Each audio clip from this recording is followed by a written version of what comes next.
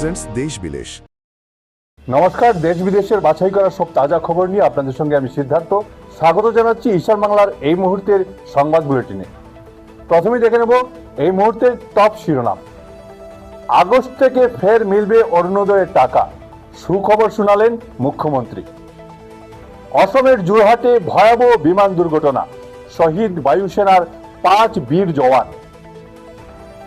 আধার card নিয়ে কড়াকড়ি, অসম সরকারের নতুন নিয়ম জারি। হরমুজ প্রণালীতে অনিশ্চয়তা, শান্তি চুক্তির পথেও জলের নিচে লুকিয়ে মাইন আতঙ্ক। বাংলাদেশের বগুড়ায় 3 মন্দিরে প্রতিমা ভাঙচুর একই রাতে। এবার দেখে নেব বিস্তারিত খবর। অরুণোদয়ের পথে কি নতুন কোনো বাধা, নাকি দীর্ঘ অপেক্ষা শেষ? জল্পনা কল্পনার পারদ চড়িয়ে অবশেষে মুখ খুললেন স্বয়ং মুখ্যমন্ত্রী। গত কয়েক মাস ধরে রাজ্যের কয়েক লক্ষ পরিবারের মনে একটাই প্রশ্ন ঘুরপাক খাচ্ছিল, নির্বাচন আর বাজেটের ডামাডোলি কি তবে চিরতরেই বন্ধ হয়ে গেল অরুণোদয়?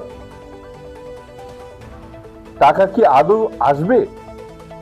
এই প্রশ্নটাই তখন প্রত্যেক হিতাধিকারীর মনে বড় কাটার মতো বিচ্ছিল।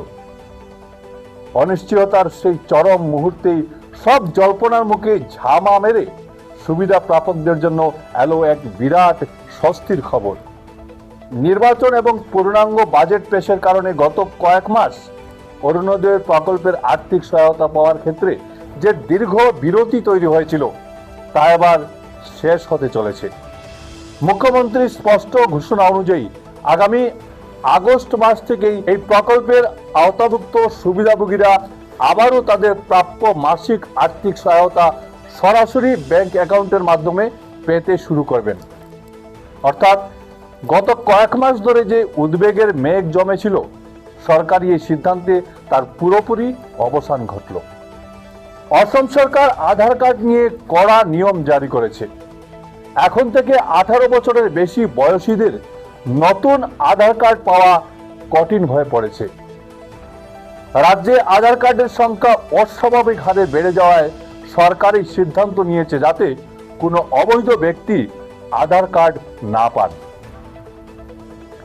তবে এর অর্থ এই নয় যে কেউ আর আধার কার্ড পাবেন না। যারা চা বাগানের শ্রমিক, এসসি বা এসটি সম্প্রদায়ের মানুষ, তারা 2027 সালের মার্চ মাস পর্যন্ত আগের মতোই আধার কার্ড পাবেন।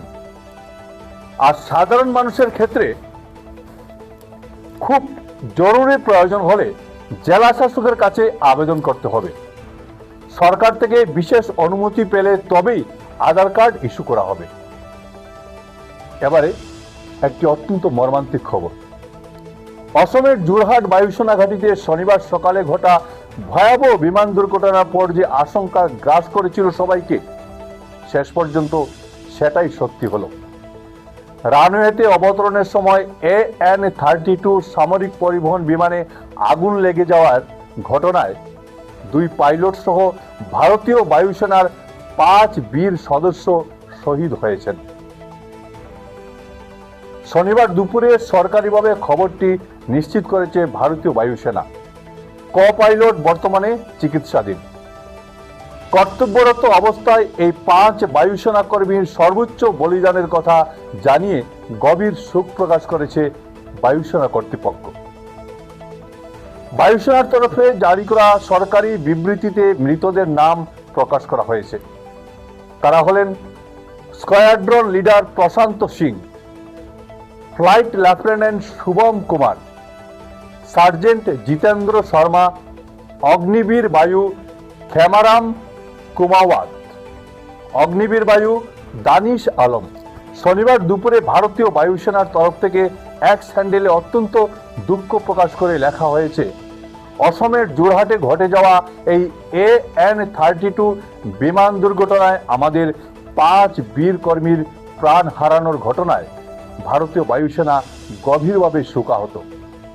কর্তব্য পালন করতে গিয়ে তারা দেশের জন্য সর্বোচ্চ বলিদান দিয়েছেন। এবারে দেখে নেব বিদেশের খবর।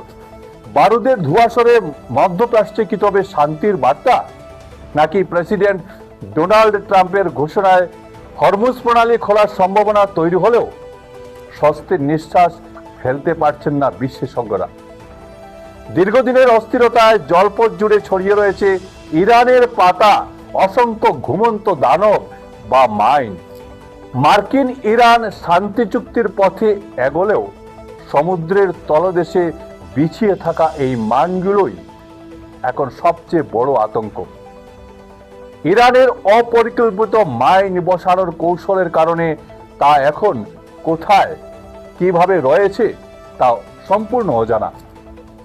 ফলে সমুদ্রের স্রোতে স্থান পরিবর্তন করা এই মাইনগুলো যে কোনো মুহূর্তে বাণিজ্যিক জাহাজের জন্য ভয়ঙ্কর বিপদ হয়ে উঠতে পারে।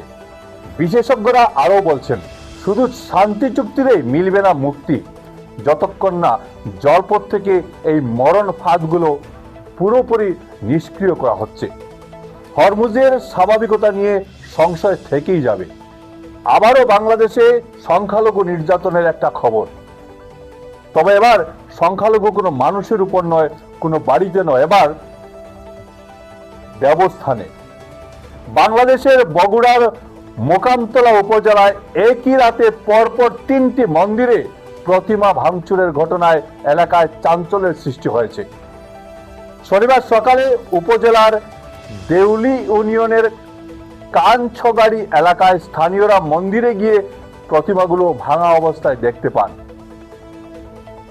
পুলিশ ও স্থানীয় সূত্রে জানা গিয়েছে, কানছগাড়ি মহাশ্মশানের শিব মন্দির, কানছগাড়ি শীতলা মন্দির এবং কালী মন্দিরে থাকা প্রতিমাগুলিতে ভাঙচুর চালানো হয়েছে।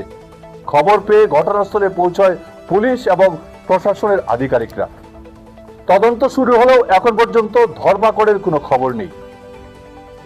আজ এ পর্যন্তই। দেশ বিদেশের বাছাই করা সব খবরের প্রতি মুহূর্তের আপডেট জানতে প্রতিদিন বিকেলে চোখ রাখুন ঈশান বাংলার পর্দায়। এতক্ষণ আমাদের সাথে রাখার জন্য আপনাদের অশেষ ধন্যবাদ। আমার সঙ্গে ছিলেন ভিডিও সম্পাদনায় বঙ্কিম সোনার। নমস্কার।